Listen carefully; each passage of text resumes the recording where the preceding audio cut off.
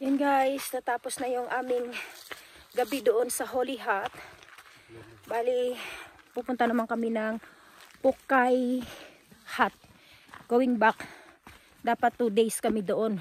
Kaso lang, wala na, empty na yung water namin. Kailangan naming bumalik na sa parking area. Maghanap na lang kami ng accommodation doon.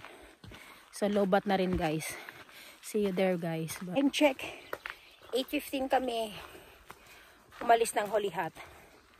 So 2 hours and 30 minutes ayon dun sa nakalagay ng Pukay Hat.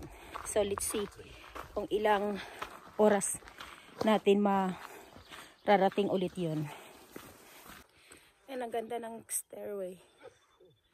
Yan.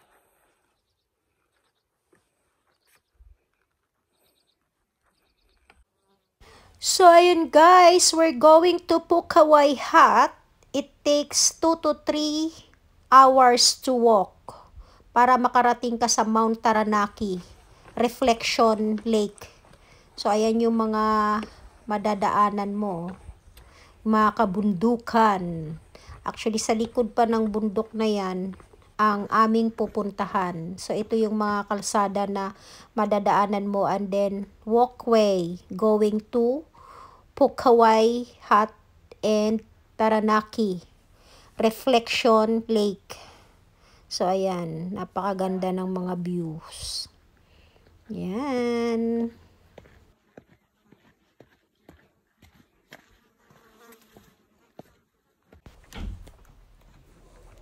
So, ayan guys, oh. Tingnan nyo yung mga kanilang mga walkway. Nilalagyan nila ng mga screen para hindi siya slippery. So, nakikita niyo yung mga bundok ko na yan. Sa likod ng bundok na yan, doon pa yan ang aming pupuntahan. So, ayan. Tingnan niyo naman yung kapaligiran. Napakaganda. So, ayan yung Mount Taranaki. Sa likod niyan, parang yan na yan. Tapos, or sa likod niyan. So, yan yung dinaanan namin. Look at that place. Akyat baba. Ayan, napakatirik ng mga dadaanan mo. Ayan, oh. So, ayan guys, oh. Napakataas niya, napakatirik ng dadaanan mo. Pero, pagka tinitignan mo yung kapaligiran, napakaganda ng view. Ayan yung makikita mong view. So, ayan yung dinaanan namin. Nakaakyat kami dito sa taas. Diyan kami nanggaling. So, ayan yung paakyat sa taas. And then, bababa ka na naman. Kita niyo yan.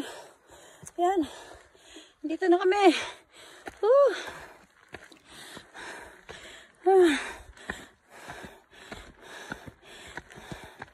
Yan ang aakyatin namin. Kabilang bundok. Yan ang inakyat namin.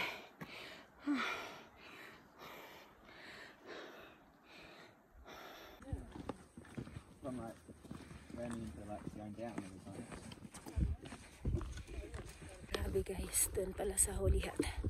Pagka bumalik kami, going to the park, 5 to 7 hours pa yung travel. So, we need to, from here, going to the other side, it's 2 hours. Lucky. There's a good Samaritans to drop us off to the car park to Mount Igmont, or else we're gonna be walk 5 hours. So, ayan guys, oh. So, itong na to, mga araw na to, yan yung lalakarin mo pabalik doon kung saan ka, paano ka makakapunta doon sa pinarkingan namin na area ng aming sasakyan. Ayan. And look at that amazing view guys. Napakaganda talaga, oh.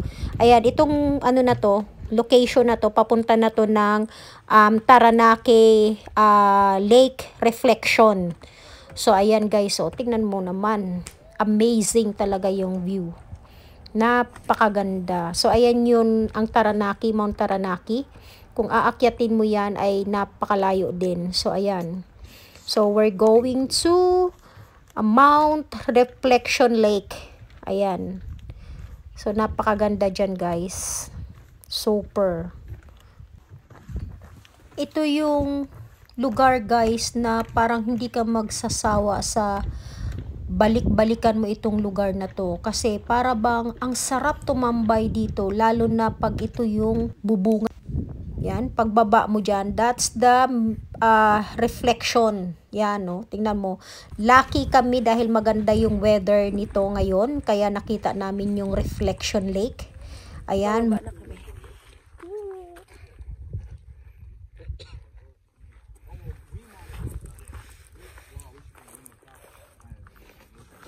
Guys, we are here at Pukay ba to? Pukay Hut. Pukay Hut. So, from Pukay Hut going to Reflection Reflection Mountain.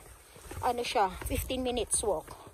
Tapos meron palang ibang way dito na from this hut going to car park 2 hours lang or 1 hour nga lang daw sabi no.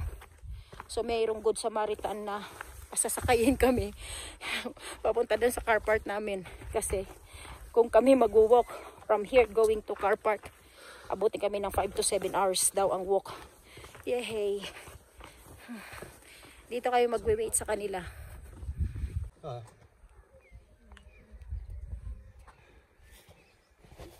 Time check from Pukay Hut going down, it's 11:05. Bababa na kami sa parking area.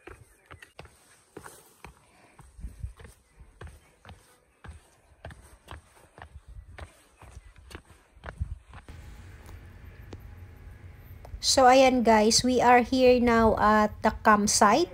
So, another campsite accommodation ito. So, ayan, ipapakita ko sa inyo. Guys, instead of staying at Holy Hut for 2 hours, 2 days, 2 nights, we decide to go down. But lucky us, we have Good Samaritans to nag-drop sa amin from Mongaray Car Park. Going back here, it takes 35 minutes. So, and dito kami nag-book ako ulit ng the campsite. So ito yung yung place, pakita ko sa inyo. So ayan, ito yung labas ng campsite guys. Ayan. So napaka-swerte lang namin at merong available na room. Actually bunks ang nasa loob niyan, mga bunks. So ayan, kailangan magdala ka ng sarili mo mga bedding. So I'll show you around. Guys, change plan kami. Instead of staying 2 nights, grabe, ganun pala pag nag-camping. Walang yung toilet niya, portable toilet lang. Tingnan mo yung tsura ko guys, grabe, sobrang pagod ko. Ang sarap nakaligo. So lucky kasi diba nagpunta kami ng Holy Hut, it takes 3.5 hours to walk. And then after that, stay for 1 night to the Holy Hut. And then after staying 1 night, nagpunta kami ng Pukay Hut. And then see the mirror, the lake reflection, the mount reflection sa lake. And then lucky us na may nag-offer sa amin na draft kami dito kasi kukunin nila yung car nila. Nag-park sila sa Mongaray. Yun pala guys, pag pupunta ka ng reflection mirror, dapat doon ka mag-park sa Mongaray car park. So walking 2.5 hour going to the top. Then pababa, nakuha lang namin ng 1 hour and 30 minutes. So, lucky kasi nung dinraft kami dito, grabe, 35 minutes din to drive. Pero pag naglakad ka from Pukay Hut, going back dito sa Egmont, it takes 5 to 7 hours walk going back here. So, yun guys, magandang pamasko at dinrap kami dito. At yun, nagbook ako, unlucky us dahil walang masyadong tao dito. So, nasa baba lang yung yung Egmont center. Pwede mo siyang lakarin from here. Yun lang, mahirap, kailangan magdala kayo ng food kasi walang food. And then, pag dito kayo sa the campsite, meron naman siyang mga kitchen. So, I'll show you around sa buong the campsite na nakuha namin. It's 27 per night lang. Pero bunk siya, magdadala ka ng linen mo ng sarili. So, yun, papakita ko sa inyo guys. Ang buong facilities ng natin, ng stay natin ngayong gabi. So, ayan guys, ito yung dining area nila na pwede mong, actually, pwede siya dito yung mga tinatawag na maramihan kayo pagka nagkaroon kayo ng mga activities, yung mga group of companies na so ayan yung mga kwarto-kwarto dyan. So, ito yung room 1, room 2, room 3. So, ayan yung mga bunk, yan siya. Bunk bed. So, sarili mong linin ang dadalhin mo. So, dito naman ay 6 ang pwede dito.